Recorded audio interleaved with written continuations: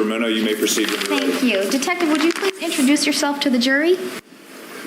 Let the record reflect the presence of the jury panel. Ms. Smith is here, and counsel. Welcome back, everyone. We left off with the direct testimony of Detective Harris, so that's where we will pick up again. Ms. Ramuno, go ahead. Thank you, Your Honor.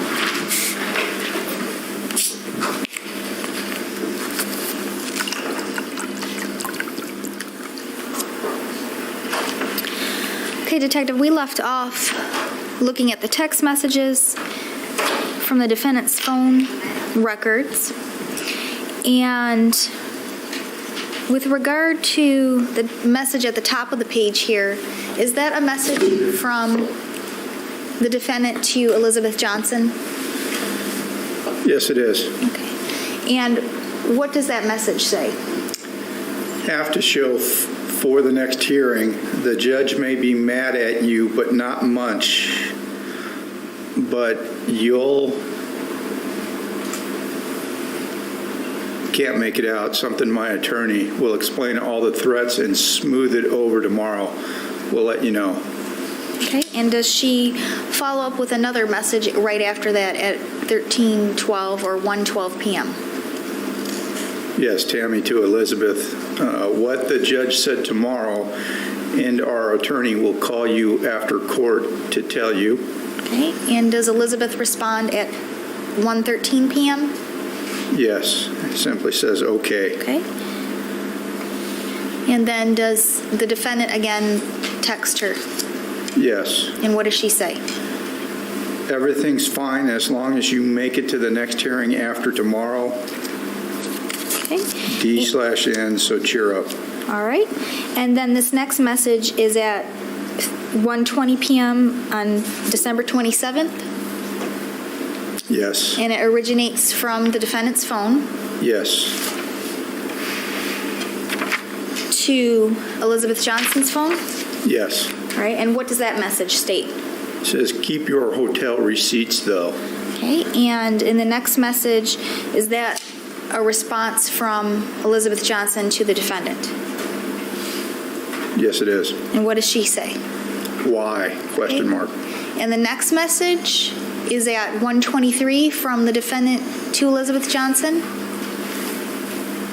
Yes. And what does it state? If you're coming back for the second hearing, you can stay here till you want to. But I don't want them thinking you were here before the first court date, because I told And does that message continue down here from the defendant to Elizabeth Johnson at 13:24 or 1:24 p.m.? Yes. And what is the remainder of that message? Police, Logan, in court, you weren't.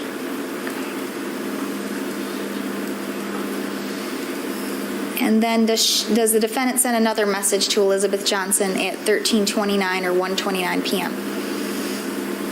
Yes. And what does it state?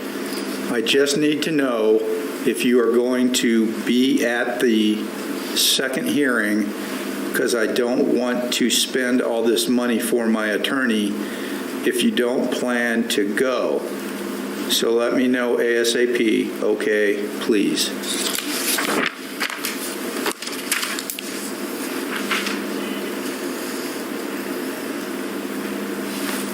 And the next message is from Elizabeth Johnson? Yes, to Tammy. Does it state, no, I don't plan on going, so don't, I'm just going to stay in hiding? That's what it says. All right. And the next message is at 1:34 p.m. on the same date Yes. from Elizabeth, or from the defendant to Elizabeth? Yes. Wow, I will pray for you. You're making a huge mistake. Is that the beginning of that text? Yes. Okay. And then there's also another, it continues from the defendant to Elizabeth Johnson at 13:39. Yes. What happens if he gets sick or in 2 years breaks an arm or something? Is that Yeah. the beginning of that text? It is. Okay. All right, and this conversation continues for a while. Actually, I'm going to jump ahead to December 27th, 2009 at 14:28 or 2:28 p.m. And is that from the defendant to Elizabeth Johnson? Yes. And what does that text say? Can you please call me when you have reception so I can hear him, so everyone know he's okay? Are you on the run? Question mark. Can you at least call the police here? And does Elizabeth respond at 2:31 p.m.? Yes. What does she state? They already called and we got disconnected. My cell doesn't have good reception unless I'm in a city, but I will try. Okay, and does the defendant indicate okay in this next message at 2:32? Yes.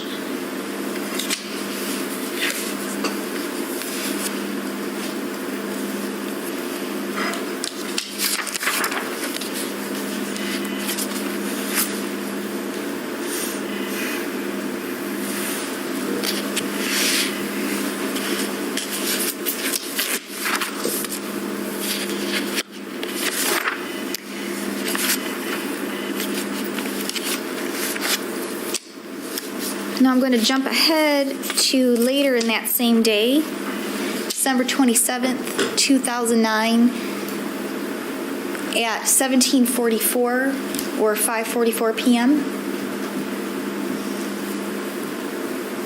Is that a text from the defendant to Elizabeth Johnson? Yes. And what does it state?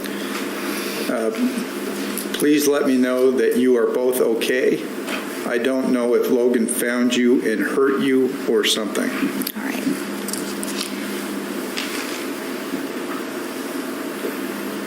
Now the next series of messages beginning at 18:25:29 on December 27th, 2009.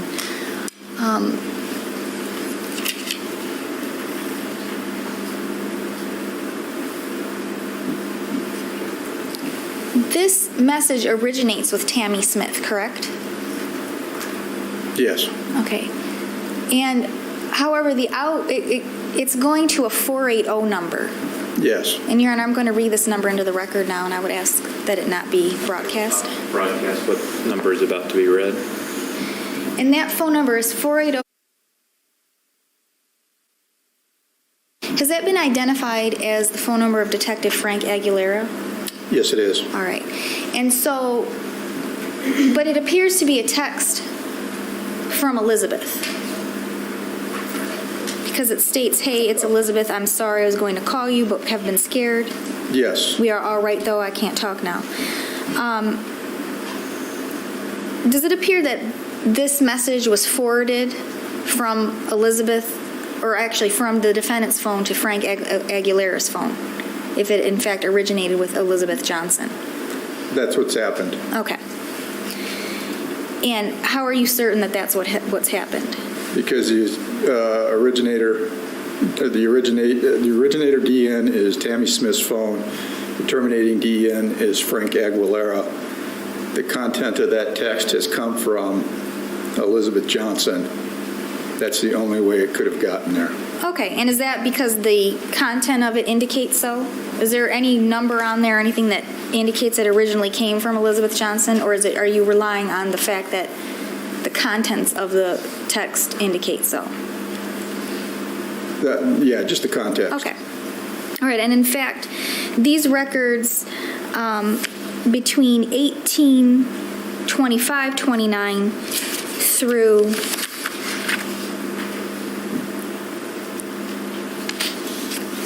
18:53:08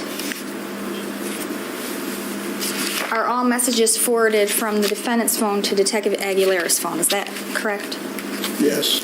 Excuse me, yes.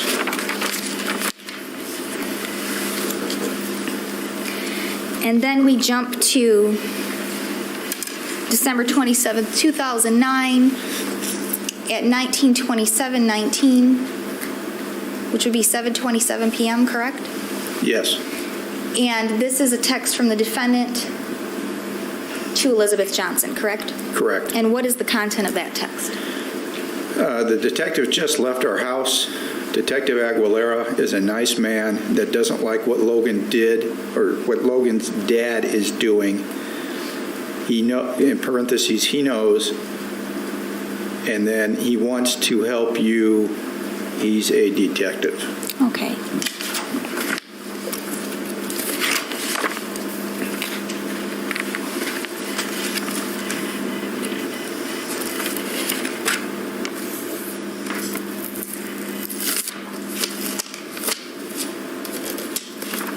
Now, this next message, I'm jumping to the next date of December 28th, 2009 at the bottom here. At 7:54 a.m.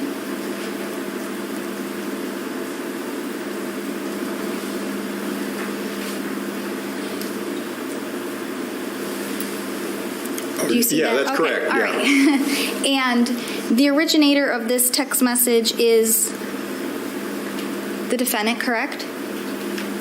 Yes. To a 504 area code number? Yes. All right. And could you please read the content of that text message?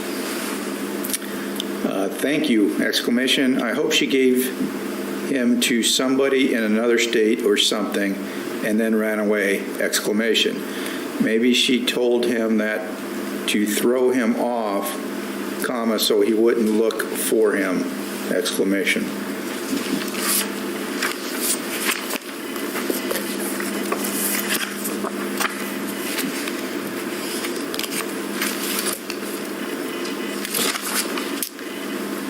Now, I'm also going to draw your attention to another text on the same day at 15:36 or 3:36 p.m.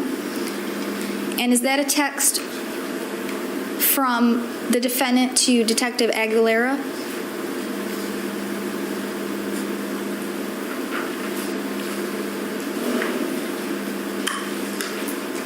Was Detective Aguilera, I thought Detective Aguilera's, the three numbers in the middle were 216. No.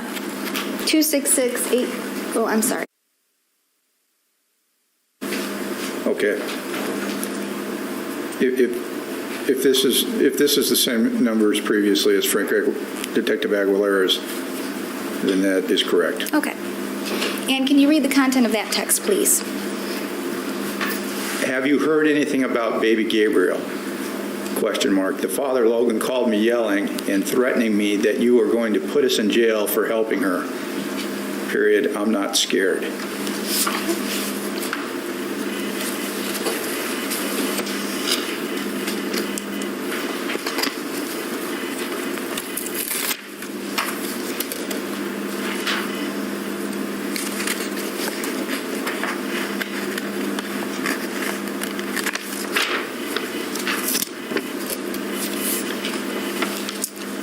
And the next message that I'm going to draw your attention to is on 12/28/2009 at 16:15 or 4:15 p.m. Yes. Does that originate with the defendant Yes. to a 504 area code number? Yes. And what is the content of that text? You have to move it up. I can't read it. Sorry. No, I called the father and he tried to threaten me and said it was my fault for helping her. That's because he may be in trouble for threatening her and caused this.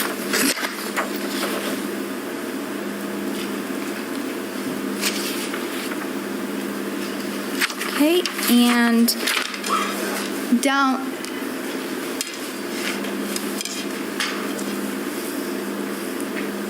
The conversation then appears to continue with that person responding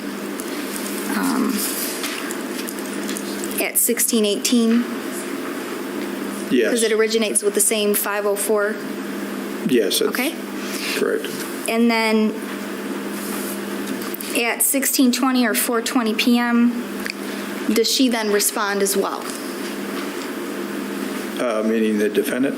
Yes. Yes. And what does she say in that text? I can't read it. Oh, I'm sorry. There it is. I know he's an idiot. You don't get someone back by threatening them. You do it by being kind and make them feel safe.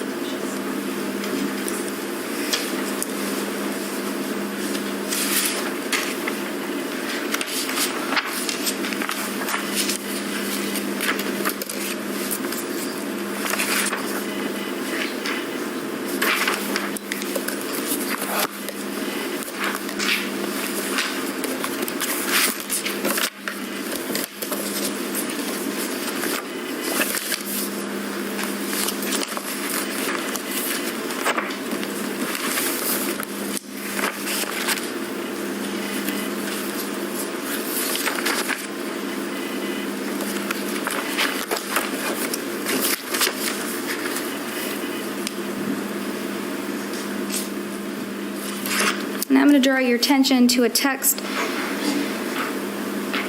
on January 2nd, 2010 at 12:33 p.m. And does this text originate with the defendant Yes. and to someone in the 623 area code? Yes. And what is the content of that text? Thanks. The FBI is surveillancing us with 2 cars and is almost keeping us hostage. They wouldn't let us out of our chair in our home on New Year's Eve for 4 hours. All, And then it cuts off. yeah. Does it appear to continue here later at 12:34? Yes. And what does it say? Continues you all about it later. Jack and I are trying to take a break from it right now.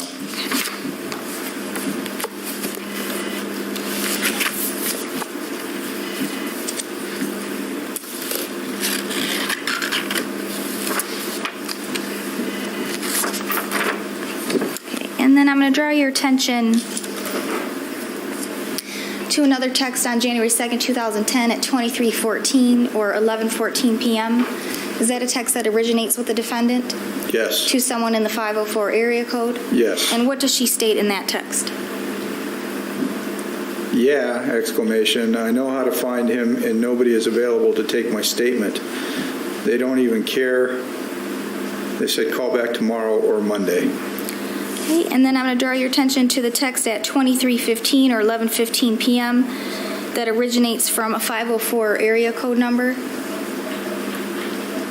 to the defendant. Yes. And does that person, they ask, so what are you doing? Are you going to be on Good Morning America? That's what it says. Okay.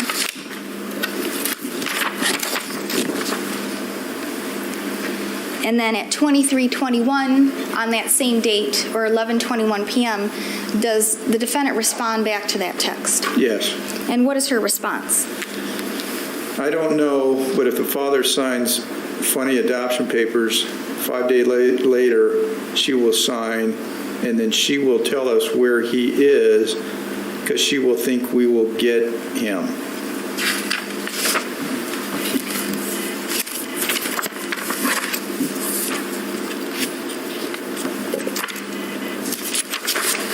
And I'm going to draw your attention to the date of January 3rd, 2010 at 14:29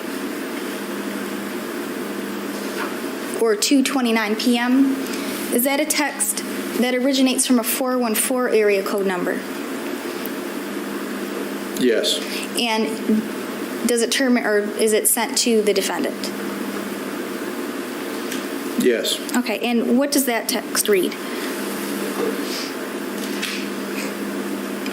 Toppage of adoption papers to verify that you guys were going to adopt Gabriel. My boss always asks for proof.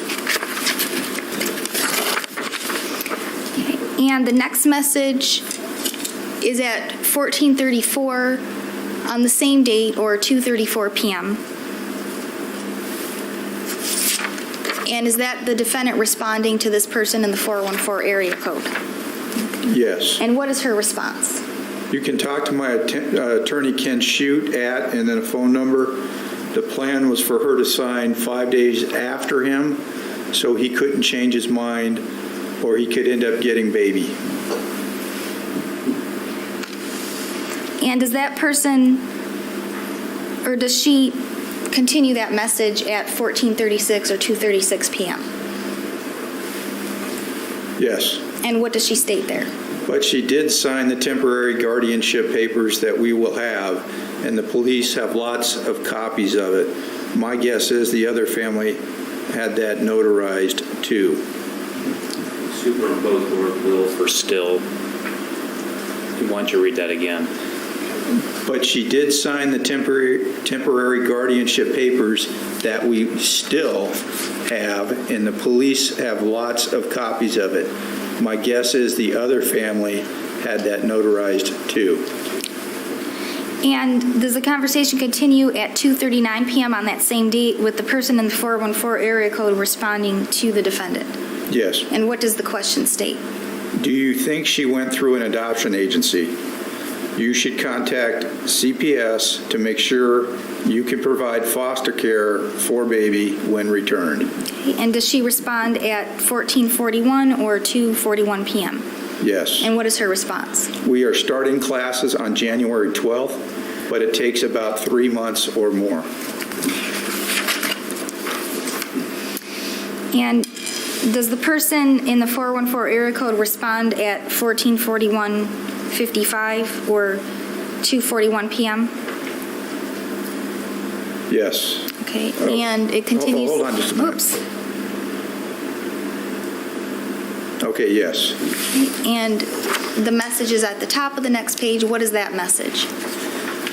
Still contact them just in case. Right, and then the next message at 14:45 or 2:45 p.m., is that from the defendant to the 414 area code? Yes. And what is her response? I guess I will do that tomorrow. I have a friend that is a caseworker for CPS in TN. We adopted Hannah, and she was the caseworker. Maybe she can put in a good word. And is there a response then from the 414 area code number at 14:45 that same date? Yes. What does that response state? If not, they might send them to a random home. And does the defendant then respond to that message at 14:46? Yes. And what is that response? Or to the dad and grandpa. Exclamation point? Exclamation point.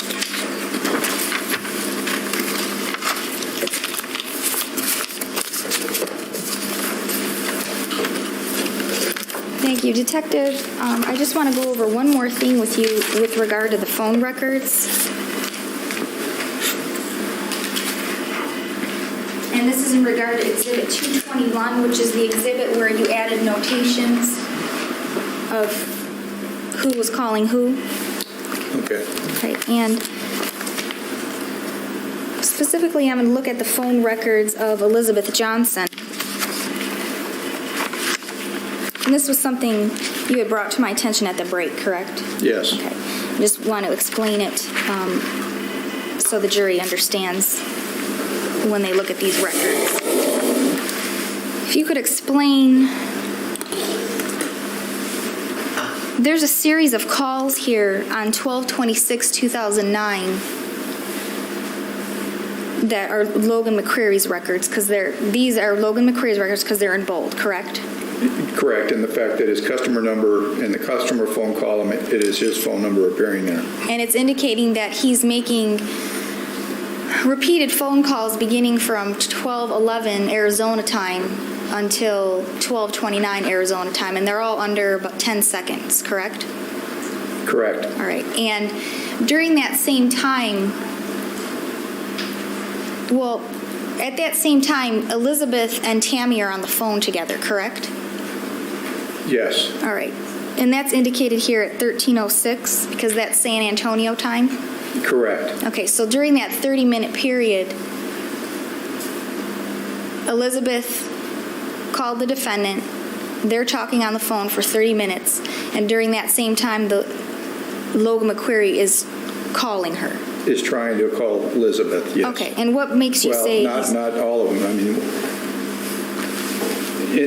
in the bolded text, those first two lines of data at 12:01:07 and 12:01:41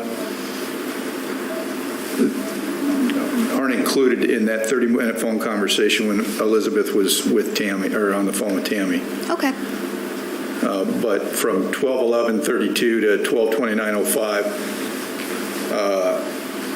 those outgoing calls from Logan to Elizabeth, so they would be incoming calls on Elizabeth's records, occurred during a time when she was in a 30-minute phone conversation with Tammi Smith. Consequently, the point of this being is there's not two lines of data for these phone calls. We have Logan's.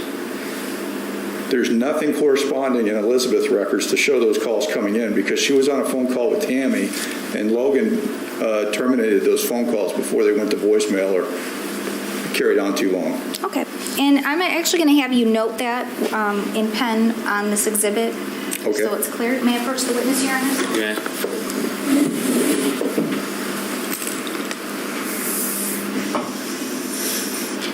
And you bracketed those calls and made a notation, calls made by Logan to Elizabeth while Elizabeth on phone with Tammi. Correct. I have no further questions at this time. Thank you, Pro. You may.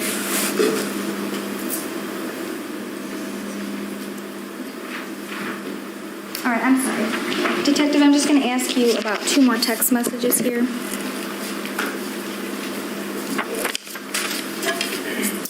On the date of December 27th, 2009, at 15:17 or 3:17 p.m., is there a message between Elizabeth Johnson and someone in the 504 area code?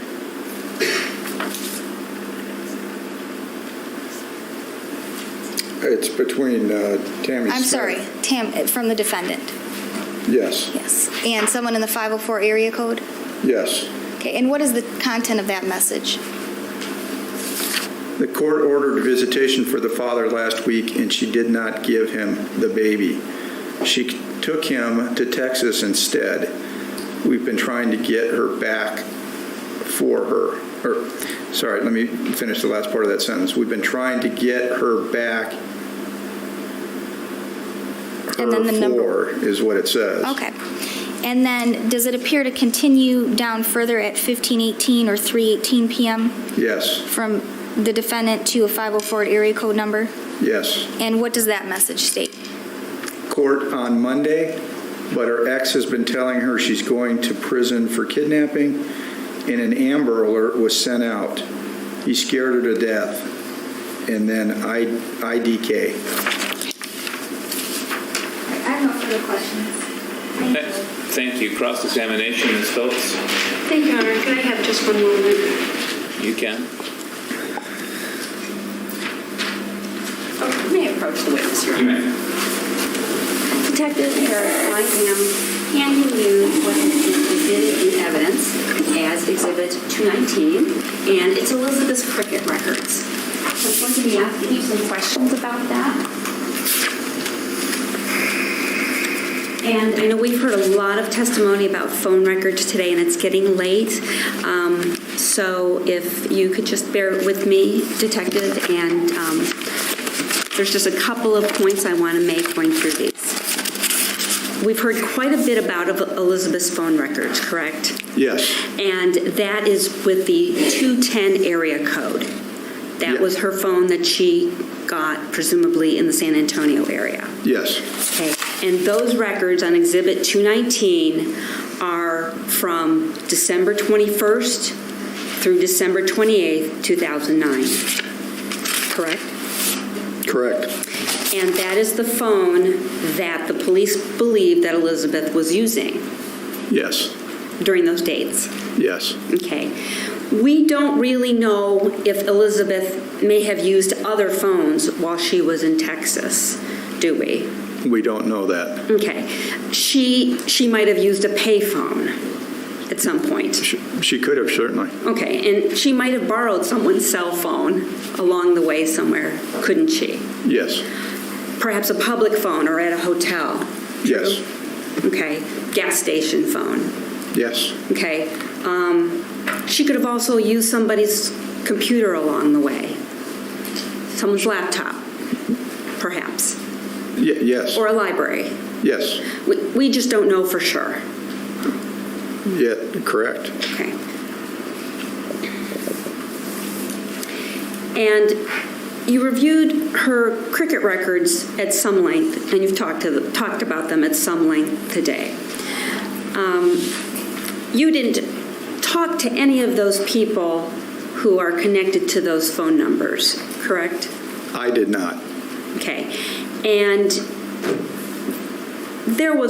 is it fair to say there was a great deal of activity on Elizabeth's phone between December 21st and December 28th?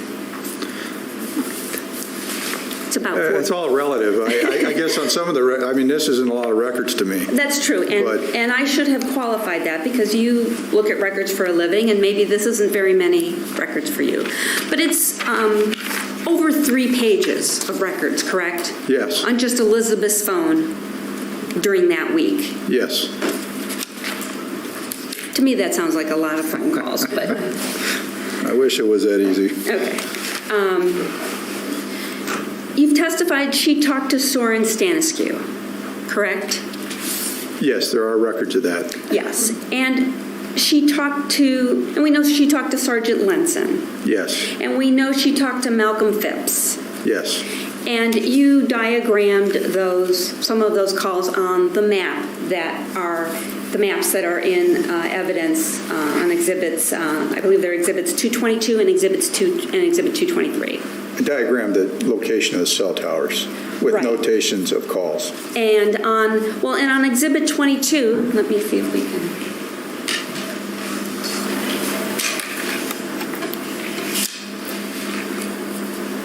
And Ms. Ramuno, several hours ago, it seems like, went through this map with you and asked you about each notation that you had, correct?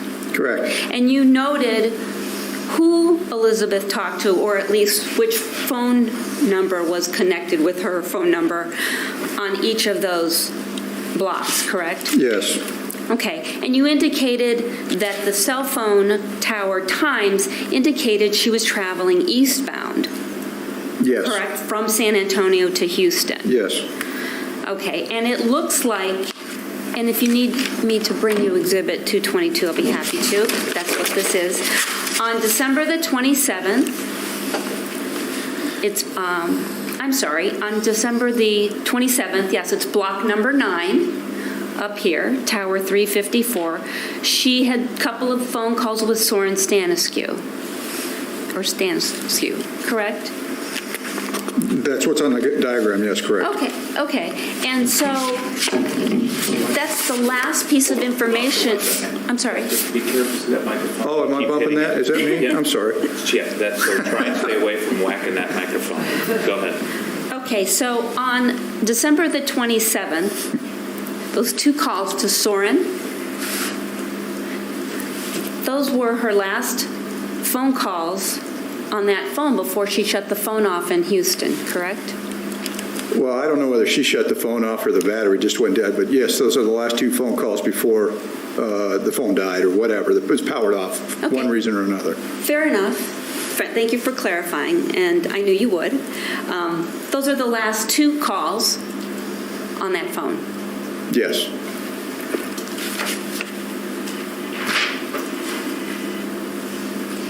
And on Exhibit 219, she talked to other people, correct? Isn't Exhibit 219 with her phone calls? Besides Soren and... Besides Soren, besides Tammi, besides Logan, she talked to Malcolm. Yeah, she talked, yes. And you indicated she talked to Janet Morris. Yes. Okay, and on December the 27th at 16:49, Yes. she called an 832 number. Yes, and that is a mistake. That's a mistake? Yes, it is. There's mistakes on here? Oh, that's not on the diagram. I'm sorry. I'm asking you about I probably jumped ahead there. Go ahead. I'm asking you about Exhibit 219. Which is the map, right? Or the cell tower records? No, sir, I apologize. 219 should be Elizabeth's. Okay. Sorry, Judge, may I approach? You may. Move over here so I don't hit that microphone.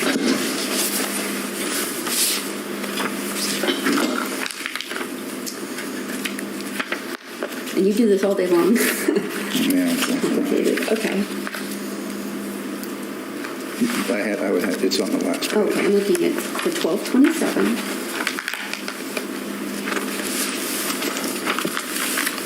Just go right here.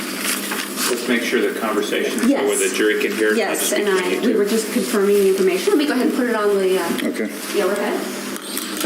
Okay, I'm showing you again, Exhibit 219, Elizabeth's cell phone records.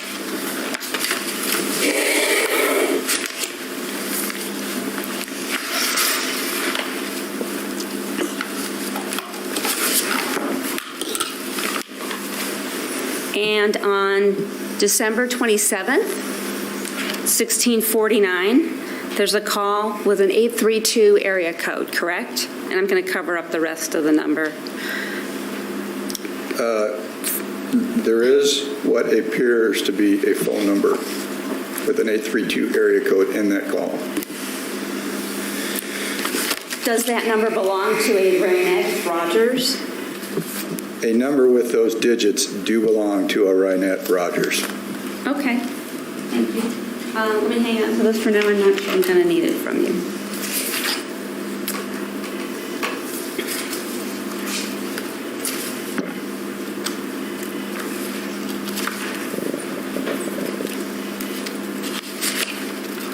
Now, you also looked at Elizabeth's neighbor's phone, correct, Mr. Salas? Yes. You also looked at his phone records. And I'm showing you what's been marked as Exhibit 224. Again, you're on the map.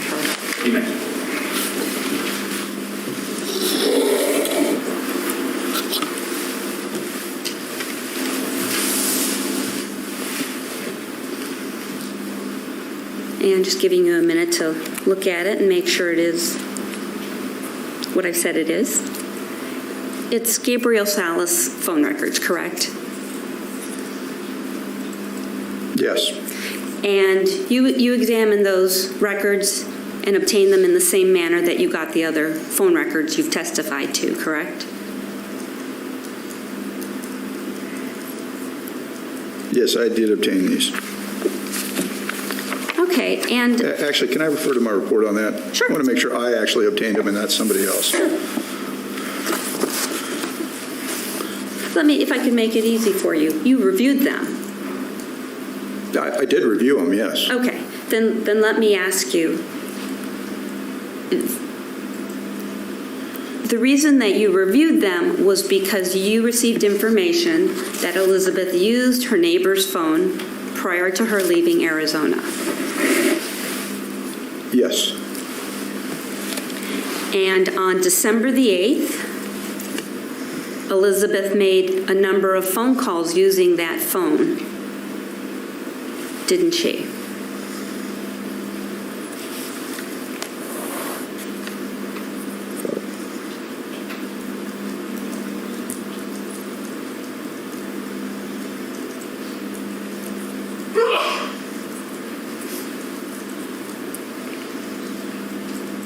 You said that was on December 8th? Yes, and you do have the phone records in front of you.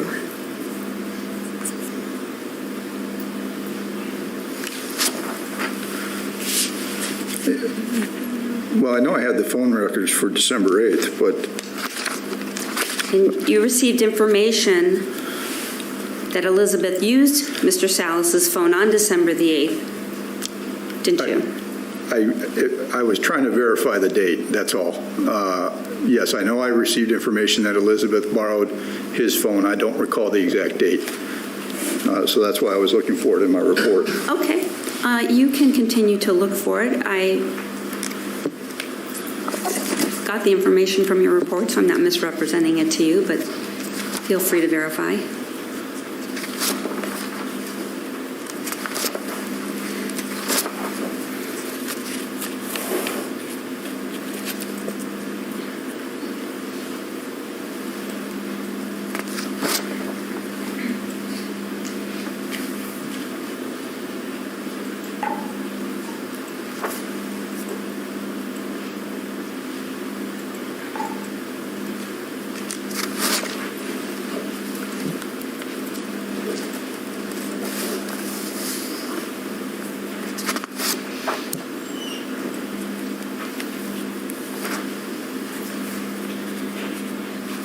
Yes. Yes, it was December the 8th, That I 2009. reviewed. I'm sorry? That I was reviewing, yes. And that was the day that Elizabeth used Mr. Salas's phone? Yes. Okay. And she made several calls between 12:01 and 3:34 p.m. that day?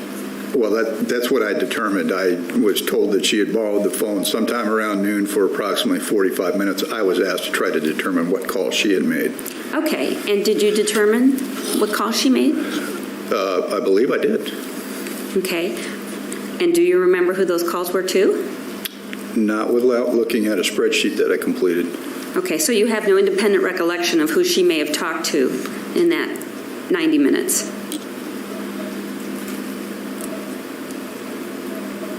No, I don't. If you... Well, I do remember. I know she called her grandfather. I know she called her home phone. She called Quest.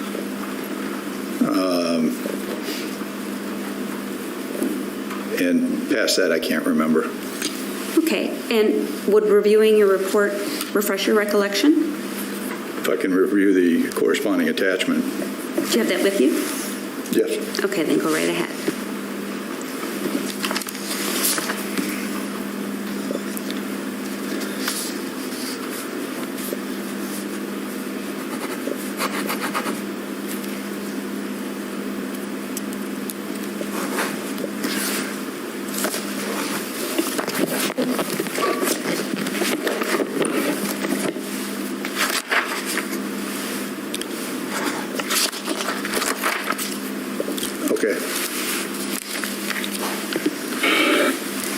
And does that refresh your recollection as to who Elizabeth called that day using Mr. Salas's phone? Yes.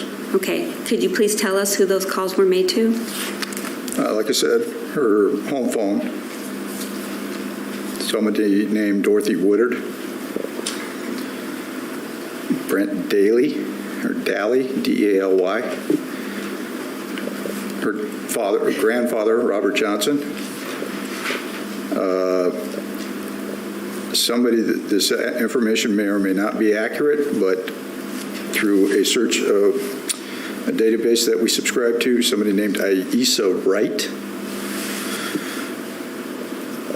Shannon Brannanen, B-R-A-N-N-A-N, an unidentified Boost phone. Unidentified. Boost Mobile. Quest Customer Service and the Collection Bureau of America. Okay. Thank you. Mayor.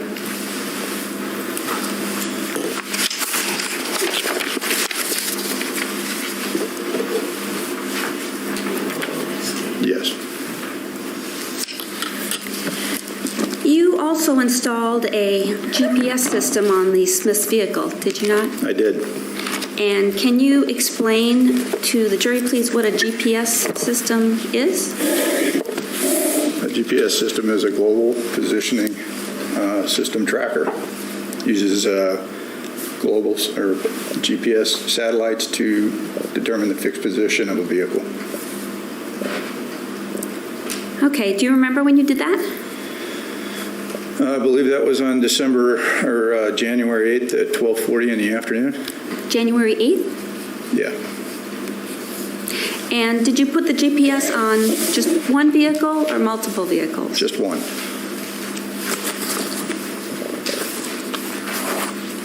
And do you recall who told you to do that?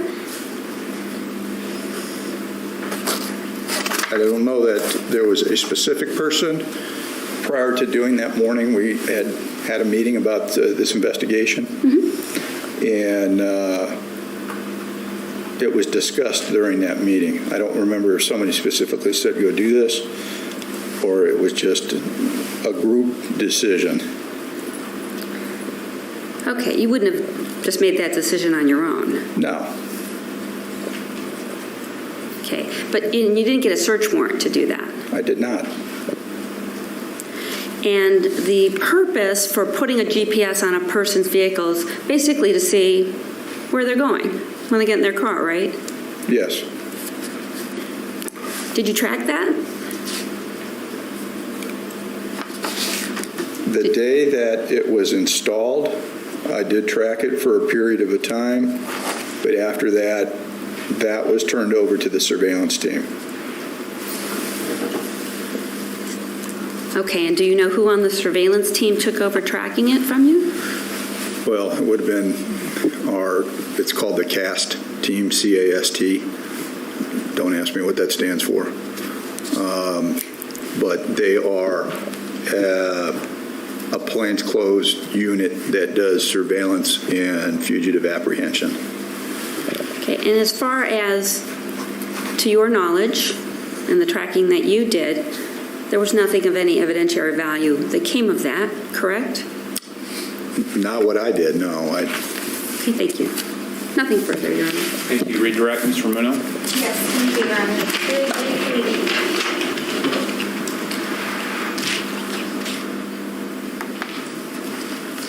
Detective, you were asked some questions earlier about this 832 area code, Yes, and would you like to explain a little bit about that? certainly. Can we put those records back up again?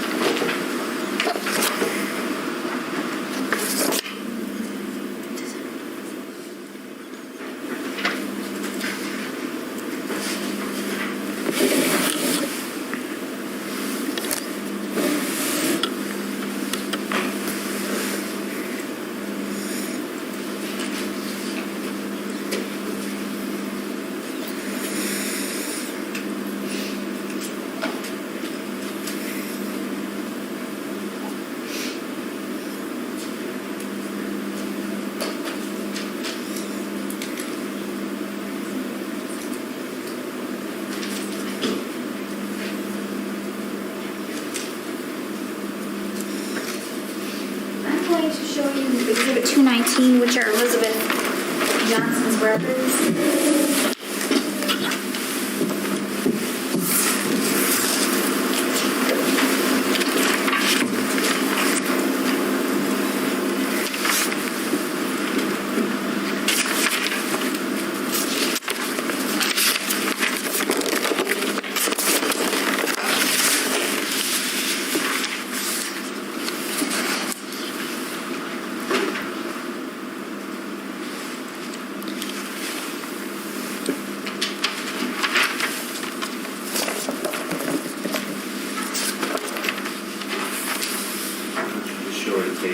I think you've got the page you want. Did you? Oh, is that all did you were looking find for? it? Yeah, yeah. Okay. I wasn't able to find it. It's the very last That page. was the last page. That was on the wrong page.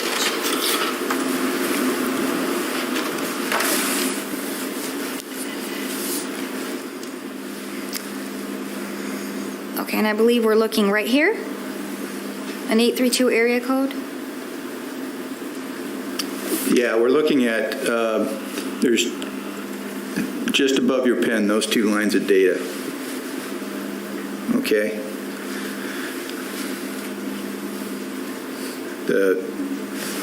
There's two lines of data. The first line begins at 1649.06, second at 1649.08. Just go on.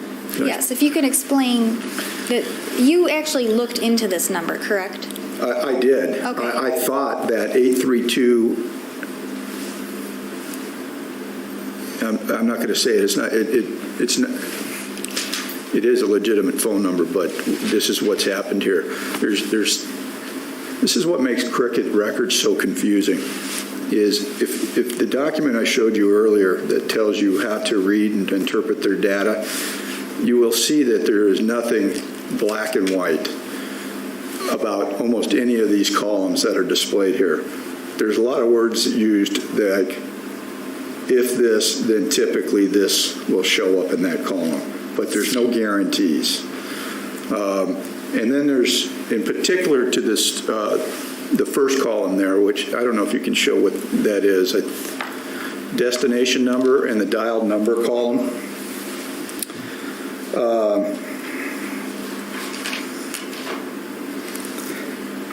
In describing what should be in that destination number column, typically the final destination of the call, the number that received the call will appear there.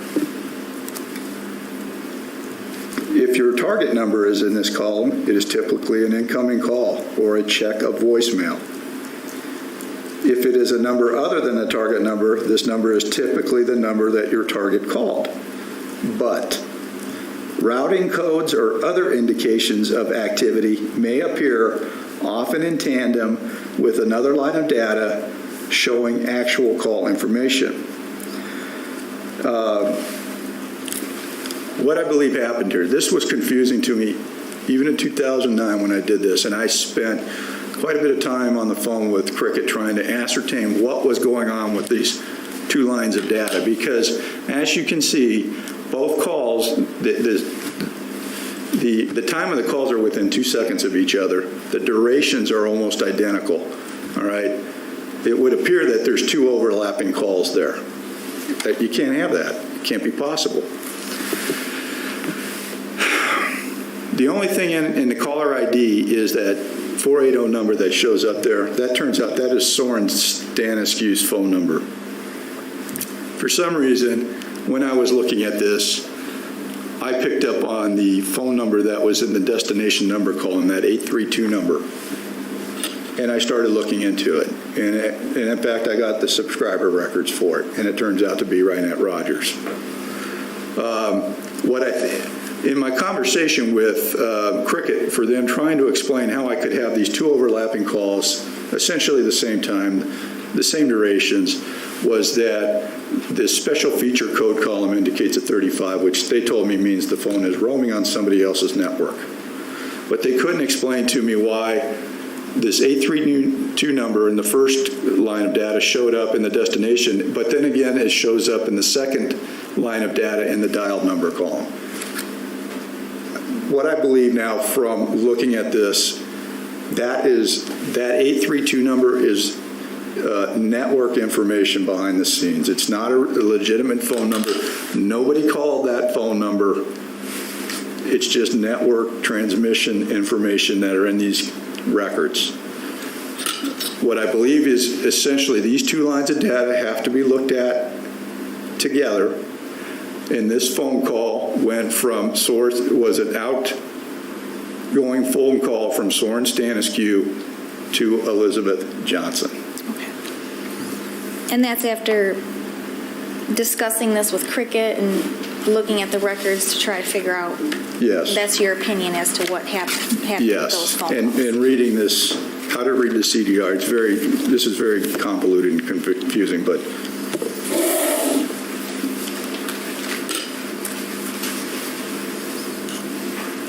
And you were also asked some questions about Gabriel Salas's phone used on December 8th by Elizabeth Johnson. yes. Okay, and you did look into all the calls that at least you could attribute to her during that time period. Well, I was asked to try to identify what calls she could have made while she was in possession of the phone. As far as identifying who those numbers belong to, is I did quick internet searches or database searches, but I didn't, unless we had already asked for subscribers under an earlier occurrence of that number, I didn't really research who she had called. Okay. And is it, well, her records and Logan McQueary's records indicate that she had previously been using a different phone number in Arizona, but it had the use of that phone had been terminated on December 3rd. That's correct. Okay. And that was your information, correct? Yeah, that's the information that I had. All right. So she did not have a cell phone number from December 3rd that we know of.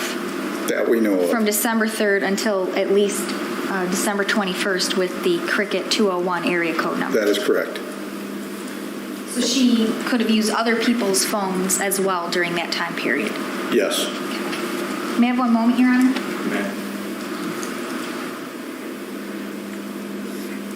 I have no further questions. Thank you. Thank you. Before we let Detective Harris step down, does the jury have any questions for him?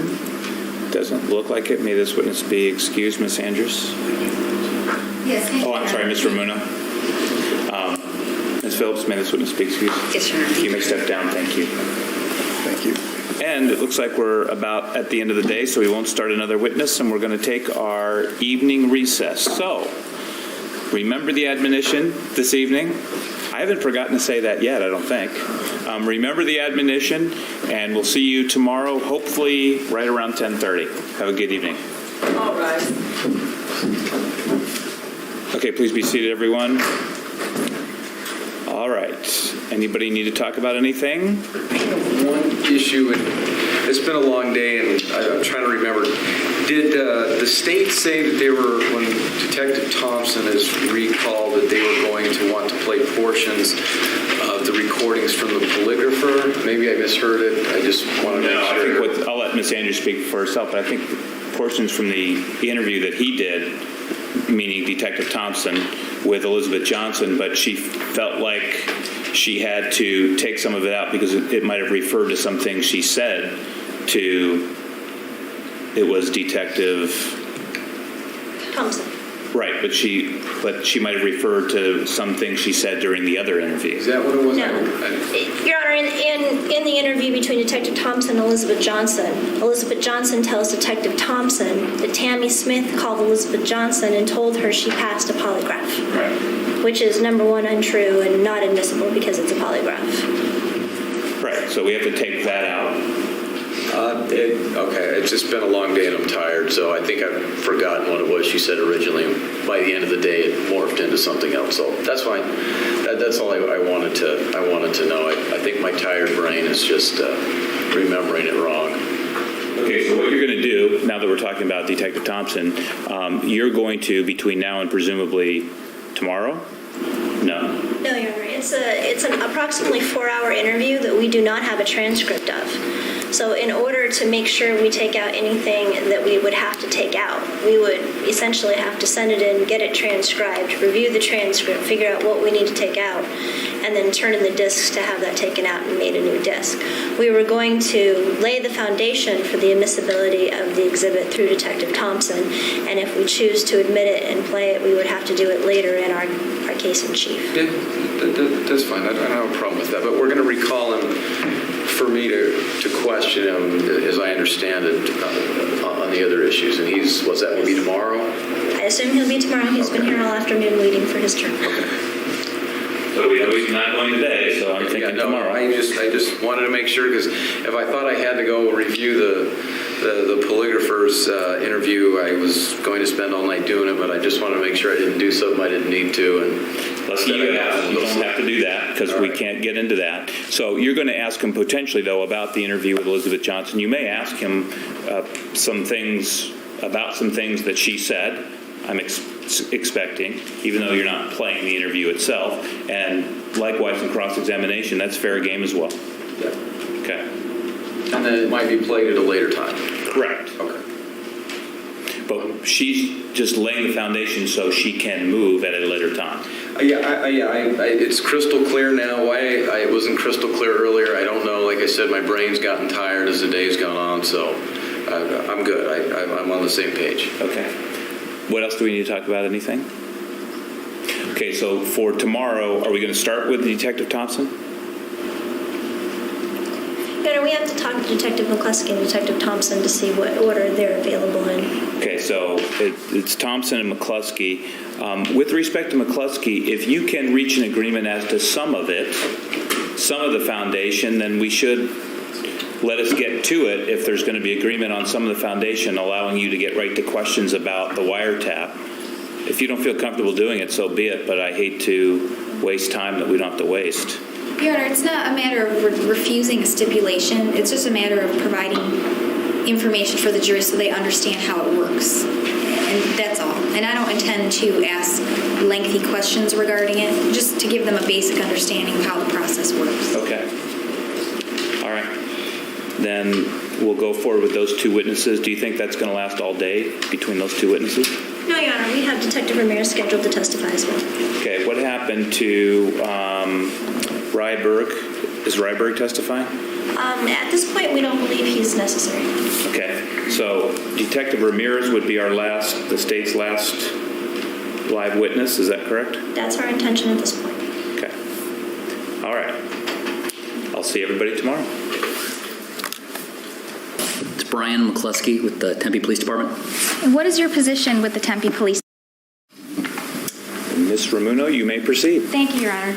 Good morning, Detective. Would you please introduce yourself to the jury? It's Brian McCluskey with the Tempe Police Department. And what is your position with the Tempe Police Department? I'm a detective in the Special Investigations Bureau. And what are your job duties in the Special Investigations Bureau? They can range from undercover assignments, vice-related drug enforcement, and for the last few years, it's primarily wiretaps. All right, Detective, and because of your affiliation with involvement in undercover investigations, you've asked not to be filmed today, correct? That is correct. All right, because that would provide a safety hazard for you and other officers that you work with. Correct. Detective, you've also asked that your voice not be recorded, correct? Yes. Due to the nature of the investigations that you are involved in. Yes. All right, thank you. And those requests are being honored. Now, Detective, you mentioned that you have a lot of involvement with wiretaps. Yes. Correct. Could you explain to the jury what a wiretap is? What a wiretap is the interception of electronic communications, which usually includes cellular phones, landlines. It can include email, MySpace, various electronic communication devices. This is the ability for law enforcement to intercept these communications with court authorization, of course. You mentioned court authorization. What type of court authorization is necessary prior to doing a wiretap?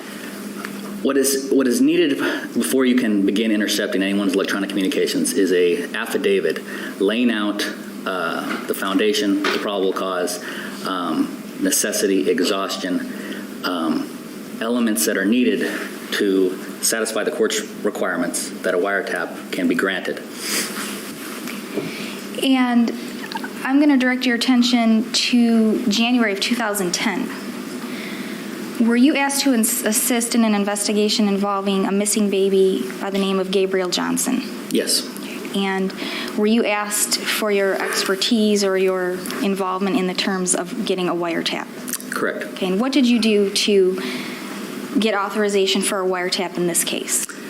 Basically, on this case involving Gabriel Johnson, I co-authored the affidavit along with Detective Ramirez. And because I was not involved in the investigation itself, but I had experience in conducting wiretap investigations and authoring affidavits, I worked with Detective Ramirez in creating the affidavit that was later presented to the court. Okay, and an affidavit is basically a sworn statement of facts that is presented to the court in support of your request. Is that correct? Correct. And you indicated that you worked with Detective Ramirez, who was familiar with the underlying facts of the case. Yes. And then you provided your expertise in executing the affidavit as well as providing the court with information on wiretaps. Is that correct? That is correct. All right. And is this something that you've done prior to this case? Yes. On how many occasions? I've been involved at this point 9 different wiretaps. And did you in fact present to the court an affidavit with a request for a wiretap? Yes. For the telephone of Tammi Smith? Yes, 2 telephones of Tammi Smith. Okay.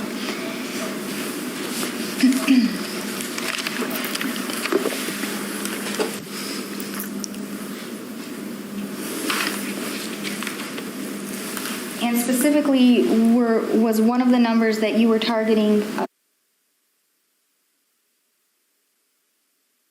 Yes. Okay. And another number associated with Tammi Smith? Yes. And there were other wiretaps done in this case as well. Is that correct? Well, one wiretap. There were other devices that were intercepted during this case, yes. Okay, and of other persons as well? Correct. Was one of those persons Robert Johnson? Yes. All right. And the court did grant the authority for the wiretap, correct? Yes. And specifically, that was on January 6, 2010? Correct. Now, explain to us how a wiretap works. Once authorization is granted from the judge,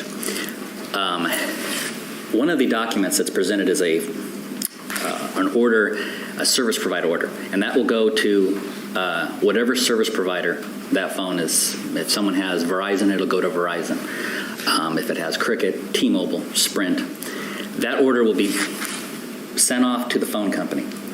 Once that is sent off, the technical investigators that are assigned to various work groups will work with the phone company, implementing the actual wiretap where the phone is now active and can be intercepted. It takes some time. It's not instantaneous. And once that happens, and you're live, for lack of a better word, we have traditionally contract monitors that are going to monitor those calls. And then they're given guidelines at what's called a minimization meeting. And they're told, explained about the case and explain what they can and can't listen to, as we take great steps in making sure that we don't just intercept anything. There's specific things we're allowed to intercept.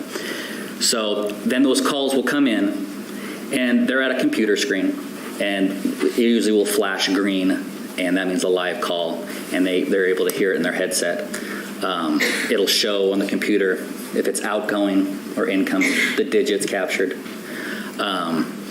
And they'll receive that call live, and then the call will end, and they'll type a synopsis and put their initials or their name at the end. They usually put EOC for end of call, so the investigators know when they go look at it who did it and what the synopsis of the call was. Now, you mentioned that there's only certain things that you can listen for when you intercept these communications. Let's talk about this case in particular with regards to the cell phone of Tammi Smith. What specifically were you authorized to listen for in those telephone calls? Well, we're listening for information about Gabriel Johnson. So we're going to, when we talked about minimization, is if they're talking about something unrelated, completely unrelated, non-criminal, talking about something else other than what the goals of the investigation are, or it's going to help us gather evidence of to find the child or find people responsible for his abduction or murder. For example, not saying it went on in this case, but if the conversation turns out of a sexual nature, they're going to minimize that. And what that means is they hit a button and it goes red, and they cannot hear it because that is, not criminal in nature, and we're not going to listen to that, So when that happens, and then they can spot check, they can go back and forth because people do jump in and out of conversations like people do. So you could be talking about one thing and then all of a sudden jump to something else that may be relevant to the case. So the monitors that we use are explaining this procedure, but they're also contract monitors who do this for a living, so they're aware of it. But we go over it with them anyway, just to make sure it's very important. And that's what went on in this case. All right. So in this case, you were looking for communications regarding Gabriel Johnson or anything surrounding Tammi Smith's involvement with Gabriel Johnson. Correct. Now, you mentioned minimizing. Can you explain actually what occurs when that happens? Like I said, when you minimize a call, it's green, and you're listening to it live. As soon as the call turns of a nature that we're not going to listen to, we're going to minimize. Buttons clicked, goes red, no one can hear that. They'll go back and forth and they'll spot check to make sure that the conversation is not changed to a different topic that may be relevant to the case. If it's still the same thing, non-relevant, non-criminal, they're going to continue minimized. And the call can actually end while minimized. All right. So essentially, they listen for a while. If it's not about the topic, it's the line is totally turned off at that point, or the volume at least. Well, no, it's completely turned off. Not that it's turned low. It's just you cannot hear it at all. It's completely out. Okay. So. All right. And then they'll go back in maybe every couple minutes and check to see if it's... Depending on the case, I mean, I've seen where they go every 30 seconds, every 45 seconds, every minute, every 2 minutes. Just depends on the case and how that conversation is kind of developing who the people are who are communicating. All right, and do the monitors note that in their notes? Yeah, so- They minimize the spot Yes, check. in a synopsis, you'll see the term minimized, because there'll be large gaps of time where there's no synopsis, so it'll just say minimized. And then sometimes it'll say call ended while minimized. Now, the portions of the calls that are intercepted, are those kept as recordings? Yes. In connection with the case, all right. And once the wiretap is finished, what happens with those recordings? At the end of a wiretap, the main evidence disc, if you will go to the judge that authorized the wiretap. Then after that, copies can be made of the calls and provided to the prosecution, defense, law enforcement for further follow-up. Now, once you obtained the authorization from the court to do a wiretap in this case, what was your involvement? Because of my experience with wiretaps, I acted in almost like a managerial role, not investigating the specific crimes, because there were people doing that. However, they were unfamiliar with the process of a wiretap. So there's a lot that goes into that on a day-to-day basis. So I would, be in the room, because obviously we're in a room with the monitors, and handling day-to-day things. I work mostly at night, things that may come up that are unique to wiretaps. All right. And there's one particular room that this always occurs in? Well, at every facility, if a facility has the ability to conduct wiretaps or Title III investigations, they have a specific room, at least here in Phoenix, where that's done. All right. And the room where this investigation, or where the wiretap, where the calls were listened to in this case, did they all occur in the same room? Yes. All right. And you were present in a managerial capacity? Correct.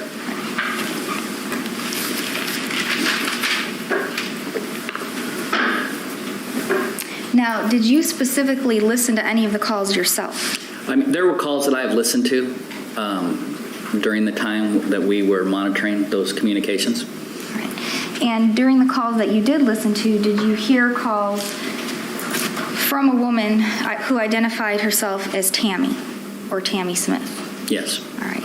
And did you become familiar with her voice? Yes. All right. Did you ever become familiar with her or her voice outside of your listening to these calls? Yes. And how was that?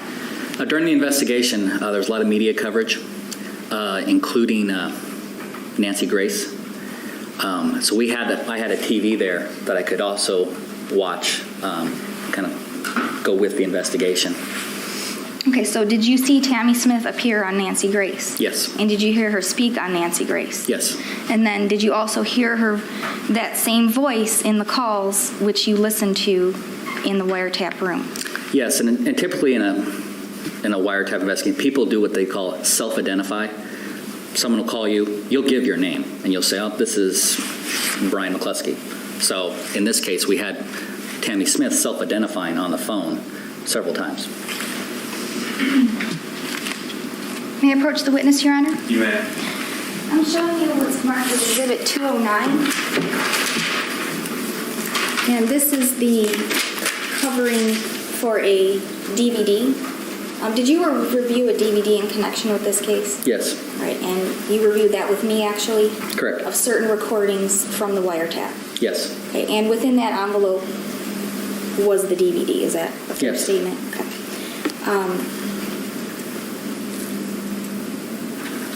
I would move for the entry of Exhibit 209 at this time, Your Honor. Any objection? No, Your Honor. Exhibit 209 is admitted. Now, specifically, Detective, on that DVD there are 6 calls, correct? Yes. Right, and there were obviously many more calls than that were intercepted in this case. Is that a fair statement? Yes. Okay. The ones on this call are the ones that we've identified as pertinent to this part of the trial. Yes. Did you have an opportunity to go over the main disc that contained all of these recordings? All of these? Or the main disc that was given to the court? That was given, well, there's a disc that contains all the calls, correct? Yes. And all the calls have a file name on them? Correct. And you reviewed that in connection with this case, correct? Yes. All right. Now, the file names that are on this particular disc that's admitted in evidence, are different than the original file names, correct? Yes. All right, but we've identified what call number it was in the wiretap interceptions, the date and the time that the call was made. Is that a fair statement? Yes. All right, and could you please read into the record the date of the call, the time of the call, and the number of the interception, starting with call number 1? On all 6? Yes. So we got number 1, January 10th, 2010, 12:20, and it's caller session number 856. Next one is January 11th, 2010, 16:20, which is 4:20 in the afternoon. Session or call number 1112. Third is January 11th, 2010, 16:34 to 4:34 p.m. Call number 1113. Number 4 is January 12th, 2010, 10:47 in the morning. Call number 1198. Fifth call is January 12th, 2010. I'm not sure on that one. 1959. Call number 1163. And then finally, January 12th, 2010, 2146, which is 9:46 p.m. Call number 1374. Thank you. Permission to publish to the jury this time, Your Honor? You may publish. Thank you.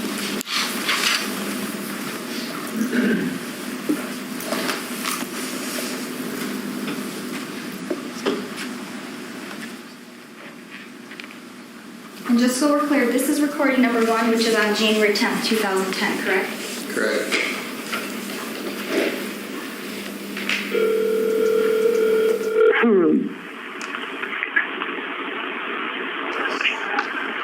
Hello? Hey, how are you doing? I'm fine. How can you get after my phone call? Huh? How can you get after my phone call? Because I have the Today Show and Good Morning America and NBC and all these other people that we talk to like all day long and stuff. So it's like I can't really, I never have time. When I do have time, I call you. Guess what? You're one of the lucky ones. I'm only talking to just a few people. Hey, ABC called me. They called me at my job. And ABC News. Oh shit! Did they? Yeah. Well, they called my phone, but I haven't been answering. So they called my job, and I didn't know who it was. I answered, and she's like, "Yeah, do you have any comments on the, you're being listed as one of the fathers for baby Gabriel?" I'm like, "I have no comment." And because I was thinking, you could get in trouble here. Because they'll eventually connect me and you together. And it's not like, she's some crazy bitch that put my name on a birth certificate. So I don't know, but regardless, that's how we left it. And she seemed pretty upset. And she's like, well, can I leave you my number? I'm like, sure. Her name is something, I don't know. But she got me her number, which I'm obviously not going to call her. Rudabe. Wait, did you tell her that she was some crazy girl that left her put the name on the birth certificate? No, I'll tell you that. That, it's not like ultimately you're going to say, oh, well, because, I mean, at some point in time, if they pursue this, they'll connect us, Yeah. So regardless. It's okay, because there was another guy that she did not want to put his name on there because he wouldn't have wanted to adopt the baby, and she didn't want Logan going to him and starting trouble. So it's no big deal, Okay, quick question though, because my boss is running around. And Detective, this is the next call, which is on January 11th, 2010 at 16:20, correct? Yes.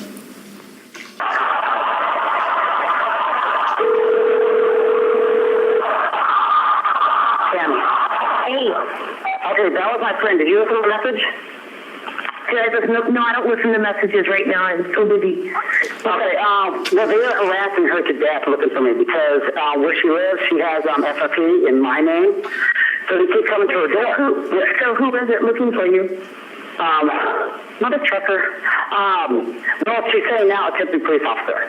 And if they have a warrant for my arrest and they've got, they're passing out a flyer with my name on it. I'm like, okay, well, what's the phone number? So I can call back. They didn't call you? I'm like, no, they didn't call me. She's like, I gave them your number. So I guess they have my number, but no one's called me. Yeah, so funny. I will call the detective and talk to her. She must have. This is, I'm just going to tell her Elizabeth had to put your number down on that paper, and that's the deal. So she couldn't figure out what the other guy's name was, so she put you. Yeah. Okay, well, I don't know. Don't even say that we're family, because it's going to make you look bad by, saying that we're family. Because as far as I know, they haven't made a connection that, we're related. Well, good morning, America. Call me. If they talk to you, just say you have no idea. But I don't like lying either. I don't want to, it's really nothing that's going to do anything because it's just a name on there. But, just say, I have no idea who she is. And I'll just tell them I had talked about my cousin Craig Cherry before and talked about all of your problems with the law. And so that's why you're a good guy. And how could Logan, that doesn't make Logan a bad guy, So she doesn't use your name. Yeah. That's a nice story. Okay, well. All right, and Detective, this next call is a recording from January 11th, 2010 at 16:34 or 4:34 p.m. Yes. That's got to be. I would say this person, stuff that she told you, right? For years. Because she won't. Sorry. Patricia Ramirez. Record your message at the tone. When you are finished, hang up or hold for more options. Hi, Detective Ramirez. This is Tammi Smith. I was wondering if you could please call me. Hold on, please. Anyway, just wondering if you could please call me. I needed to talk to you about the other person that Elizabeth put on that paper for the DNA test. Anyway, call me 623-687-1887. It's probably completely insignificant, but I hope you guys don't think something weird about it or whatever. So, but anyway, that was basically a name. She couldn't remember the other guy's name, and so we put a name. So, anyway, if you want to give me a call, 623-687-1887.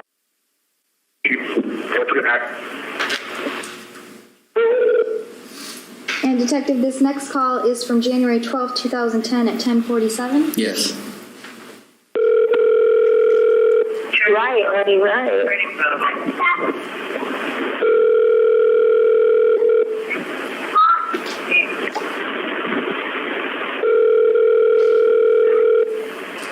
Right, honey. Hi, you reached Jessica John Thompson, a detective with the Tempe Police Department. I'm either on the phone or away from my desk right now. My normal work hours are Monday through Thursday from 6 a.m. to 4 p.m. Leave your name and number, and I'll get back to you soon as possible. This is urgent information. Please call 350-8311. Thank you. Record your message at the tone. When you are finished, hang up or hold for more options. Hi, Detective Thompson. This is Tammi Smith. I tried to get a hold of you and Detective Ramirez, mostly her. But anyway, if somebody could call me back, 623-6. I am wanting to do that thing that you were talking about, the body talk or the cognitive memory. I'd like to do that. I've been trying to kind of do that on my own at home, trying to think of different things. And I did come up with the stuff that I already told you, I think, yesterday or the day before. And then one other thing I came up with, too, was, and it's not even a help to the case, but something I completely forgot about until my cousin called me. Anyway, long story short, when Elizabeth filled out her paperwork, she put, because she told me she did not know the name of the other guy that needed to take the paternity test. And so we were joking about, well, maybe it's my cousin, and all this stuff. And she actually put his name there. So I don't want you guys running a rabbit trail. I mean, you guys can run whatever rabbit trail you want, but I mean, anyway, so just wanting to let you guys know that I told Detective Ramirez on her voicemail yesterday. So it's just one of those things, it's like, okay, so she put that because I told her, you better not put, because she wanted to make up a phony name. And I said, you can't put a phony name because then he won't take the test. So, but anyway, it really was a joke to begin with. And so she ended up actually using that. So, Anyway, I just would like somebody to call me back so we can get that cleared up, and then you guys can, you know, I don't know if you guys have even looked at her file on that, because we're looking for a missing baby, not trying to figure out who the father is at this point. So, anyway, just one link for a recording. To send this message now, press pound or hang up. To mark it urgent, your message has been sent. If you would like to try an extension, you may do so. And Detective, this next call again for the record is on January 12th, 2010 at 19:59. Yes.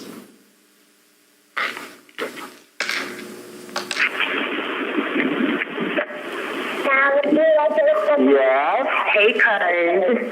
Yeah, hey. I got most of the media off your back as much as possible. Well, try getting the Tempe police off my back, honey.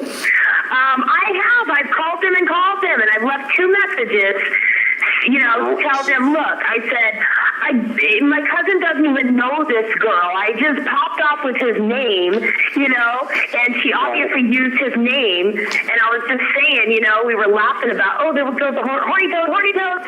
Oh, cool. We need to go horny toads tonight.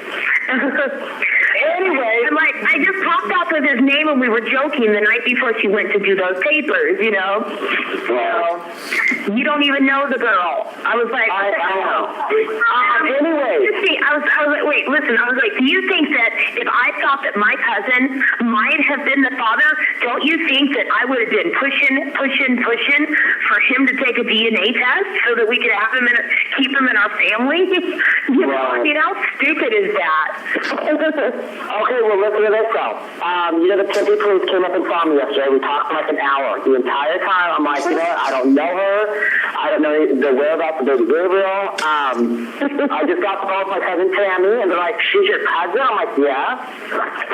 I just got the phone with her, and the other thing she can think of is she had mentioned my name, and this crazy girl ran with it and, you know, put it on some paperwork. Well, they finally left, and then they called me today. So, yeah. Anyway, then they called me today, saying, yeah, we need you to come down to the station so you can give us another interview in front of Sergeant. I'm like, why? I told you everything there is to know yesterday. So, well, we need to make it more official. I'm like, well, I don't have a car. And he's like, well, we'll come down and pick you up in the morning. And then right after we hung up, a few hours later, a call comes in from some guy. I'm like, who is this? He's like, I'm so-and-so from Phoenix. I'm like, okay. He's like, Tempe police just made was on the news saying that you were a blood relative of Tammi Smith and that you were a potential father of the baby. What's going on with that? I'm like, who is this? He's like, I'm so-and-so from CBS News. I'm like, oh, okay. Well, whenever you guys call me, I always say no comment. He's like, well, is it true that you are cousins related to Tammi? I'm like, yes, it is. And I'm like, we're very close. I talked to her yesterday. The only thing I can tell you is that she told me, and that was she mentioned my name in reference to her boyfriend being an ex-felon and not doing well, and then how I changed my life around after being an ex-felon and blah, blah, blah. And he's like, okay, well, can I call you back later tonight and get your recorded interview over the phone? And can you email me a picture? And like, no. And we hung up, and I don't know, he's still going to call me back tonight, I'm sure, but I'm not going to answer the phone to him. I'm getting ready to call the Tempe police after 9 o'clock that's free for me and tell them I don't want to have to ruin my entire day off by having them pick me up, drive down the hour to Tempe. You know what you need to say? You need to say, look, I talked to my cousin, and she says she's been trying to call you for 3 days to talk to you about this. Ever since I mentioned that the news channel called me, she realized, hey, maybe this girl used my name. You know, and say, if you're not charging me with anything, just because my name is on there and this girl put my name down and used my name doesn't make anything. Are you guys looking for another father? I thought you guys were looking for a baby. Right. I thought the baby had a father already. You know. And number 2, I don't want you to get in trouble for this. And I don't know. No. Ain't no way. I didn't do nothing. I didn't sign no papers. I didn't file nothing with the court system. because she's crazy and decided to use your name, that has nothing to do with me. Right. And I was telling News Channel 3 today, I said, thank God she didn't use thank God I didn't say Jack's two sons' last name, or she didn't think smart enough to know that their last name was Smith. And she probably didn't use any of their names with Smith because it would have Smith at the end of it, though. But I mean, then they would really be focusing on Nashville, and they really don't need to be focusing on Nashville. Right. I mean, I guess. And after me and Jack thought about it and And I'm sorry, Detective, that went into another call. I'll start it over again, but the last 2 seconds were another call. Is that next call from January 12th, 2010, the same date at 21:46? Yes. and after me and Jack thought about it and talked about it, we were joking about putting Jack's name. We were joking about putting his two sons' name, We were joking about putting my cousin's name, and she ended up using my cousin's name. Of course she's not going to use Jack's name. Thank God she never put his name. Oh, my God, that would be like, that would be real crazy. And somebody was asking me tonight, well, weren't you her mentor or whatever? And I said, the name or 2 weeks, 3 weeks? Yeah, I said, I talked her to the courthouse. I said, I was taking care of the baby. I said, the police can look at the video footage. I'm sure there's video footage in there, and they will see that I'm taking care of the baby the whole time. I went upstairs to the library to do some research on some stuff. Came back downstairs, and I put quarters in the machine. I was making copies of her things. They said, if you don't get in line and hurry up and get in line, they're not going to let you in the doors. They'll lock the doors. And so she ran over there while I made the copies for her. And they're like, well, didn't you read the papers? I'm like, didn't you just hear me? She had to run in there, or else she wouldn't be able to get in line. They were about to lock the doors. I had to quickly make copies. Like, I really had time to sit there and read through her papers, Yeah. So, I mean... And that was the last of the recordings that were on this disc, correct? Correct. Now, briefly, Detective, how long was the wiretap in place? Does he recall? I don't recall. I know it didn't go 30 days. Okay. Typically, they're authorized for 30 days? They are authorized for 30 days, and then after that, you would need to reapply to the court for an extension. Okay. And your memory is that it didn't go for the full 30 days? It did not go for the full 30 days. And in regards to listening to phone calls, are there you indicated earlier that you're only supposed to listen to what's pertinent for the current investigation, but are there also other certain types of calls that you're not allowed to listen to? There's privileged calls. Okay. And they're explained at this minimization meeting that I spoke about with the monitors. They're also given the minimization guidelines, which include that. Privileged calls, for example, would be clergy, doctor, patient, lawyer, the client, and then husband, wife, as it relates to their marital relationship. And so when you're listening to those calls, or when the calls are being listened to, those things they're listening for those clue words, and they don't listen to those types of conversations. Correct. Like, for example, if somebody were to call up and say, I need to schedule an appointment with my doctor, that would be shut off. I'm not going to listen to that. Okay. Thank you. I have no further questions. Thank you. Cross-examination. Thank you, Your Honor.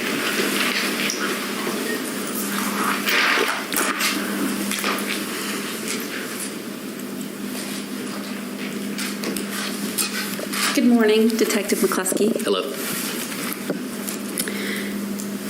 My understanding, sir, is that your primary purpose for working on this case was to assist with setting up the wiretap, correct? Yes, authoring the affidavit and then managing in capacity the day-to-day operations.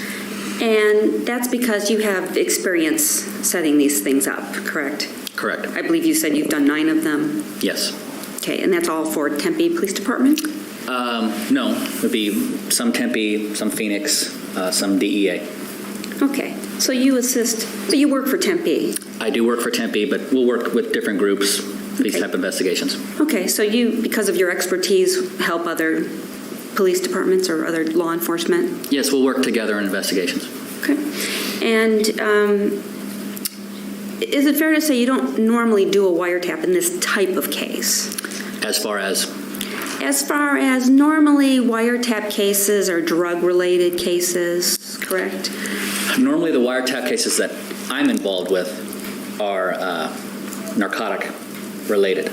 I can only speak for myself. I mean, I know outside, because people do wires on all sorts of things, gambling, but for me, it's narcotics. Okay, so for you, it was unusual to do a wiretap on this type of case. Yes. You did not write any reports in this case, correct? No, just the affidavit. Okay, and you didn't do any additional supplements or anything like that? No. Okay, and you have, as you have indicated, you helped author the affidavit, correct? Yes. And that's basically a piece of paper asking the court for a wiretap, and the reason explaining why you need the wiretap, correct? It's about, in this case, it's about 30 pages, but it's a document. Was my characterization of the document correct? Yes, it's just quite lengthy. Now, you indicated that the date on the affidavit was January the 6th, correct? Correct. 2010. Yes. And did you receive the order the same day? I believe so. Okay, and it was your testimony that you had authorization to put the wiretap in place for 30 days. Yes. So roughly to February 5th would have been the authorization period? I believe so. And you testified that the wiretap was not in place the full 30 days. Correct. Correct. How many days was it in place? That I do not remember. As I said, I don't remember if we were up for 15 days or 20 days. I don't recall specifically the duration. Okay, and you explained a little bit that the Tempe Police Department actually uses a monitoring service to listen to these calls, correct? In this case, yes. Okay, and presumably Tempe Police Department pays them for this service, correct? Yes. And this company used in this particular case was called Conduit Language or Linguistics, something like that? Conduit, yes. Okay, and that's a company out of California? I believe they're based out of California. And the monitoring then occurs in California, is that correct? No. The monitoring occurs here? Yes. Okay, but their employees listen to it, listen to the wiretaps? Correct. In this type of case, you might have a combination of conduit and law enforcement monitoring the calls. Okay, and that was the case in this case, right? Yes. There were some Tempe police officers that listened in along with the conduit employees? Yes. Okay, and who were those officers here in this case? Names? Please. I do not recall specific names, unless if you want one. Would you like one other name? Sure. Joe Arredondo.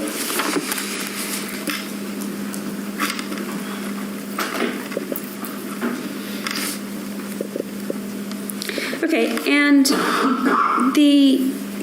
you've testified that the service doesn't listen if the conversations are not relevant to the investigation.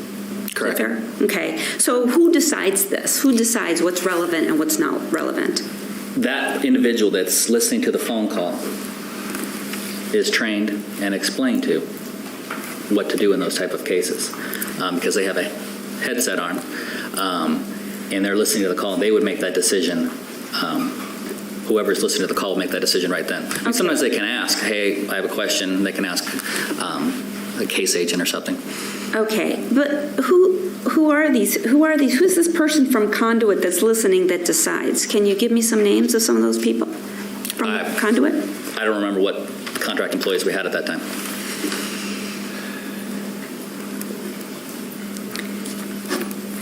Now, they write, the Conduit company writes a summary of the contents of these calls, correct? Correct, a synopsis.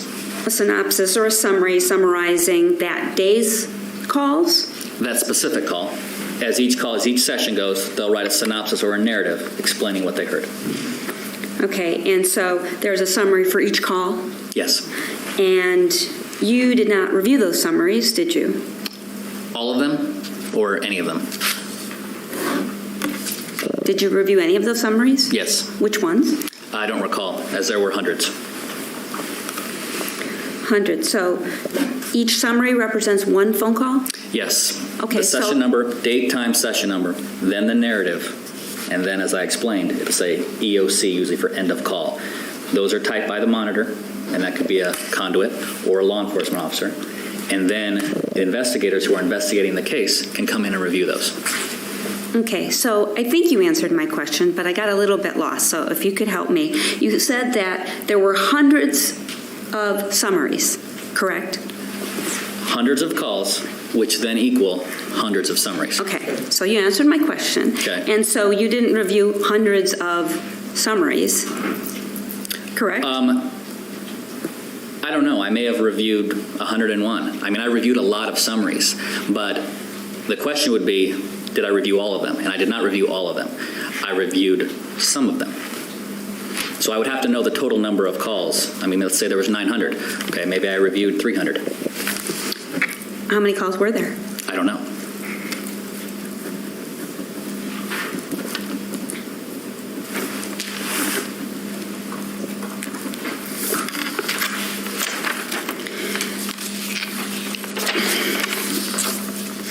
Now, what we've listened to here today are snippets of conversations, correct?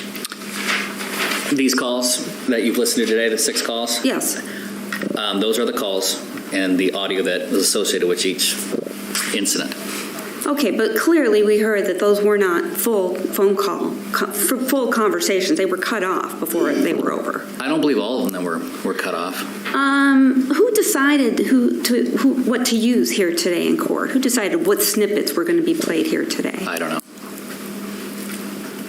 Nothing further, Your Honor. Thank you. Redirect, Ms. Ramuno. Yes, very briefly. Detective, you stated that while you typically are involved in drug investigations, you were starting to mention that there are other types of investigations that it's not unusual for a wiretap to be utilized in. Correct. And you mentioned one example of gambling. Yes. What about homicide? Homicide, kidnapping, gambling, robbery. It's laid out in the statute about what is authorized to listen to for wiretaps. And obviously, missing child would rise to the level of seriousness equal to those types of scenarios. Wouldn't you agree? Well, in the affidavit, Sustained. The affidavit in this case includes the fact that it was unknown whether a homicide had occurred, correct? the affidavit is actually written for 2 crimes, murder and kidnapping. Now, you mentioned that law enforcement was involved during the entire wiretap. What did you mean by that? Well, as I said, you got the affidavits being authored by law enforcement. You got monitoring being done at times by law enforcement. There's individuals that are investigating the incident, looking at the calls, deciding what's relevant, what's not. There's surveillance officers. It's quite an effort. If the monitors have a question about one of the calls, do they have the opportunity to ask law enforcement or anyone else in the room whether they can listen to that call? Yes, it's set up that if a civilian monitor has a question or a concern, there's an officer there.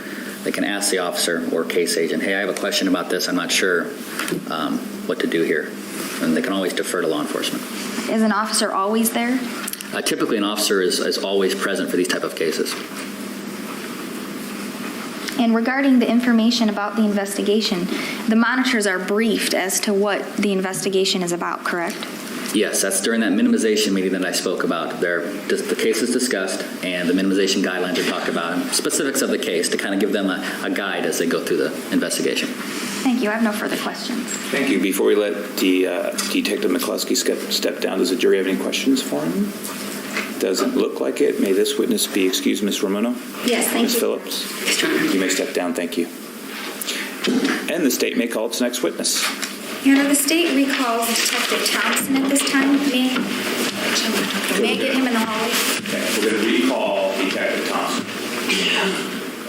So I'm going to go ahead and get Detective Thompson.